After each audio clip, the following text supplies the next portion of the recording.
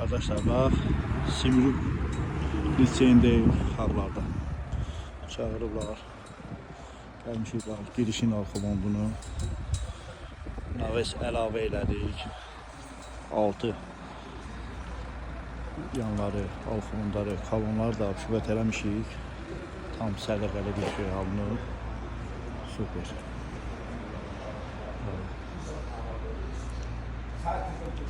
Burada yamaq olmağına baxmayın. Bu köhnədən olandır bizə. Köhnədən balaca naves vardı. Onu dalınca eləmişik. Böyle bir şey alınır. Süper.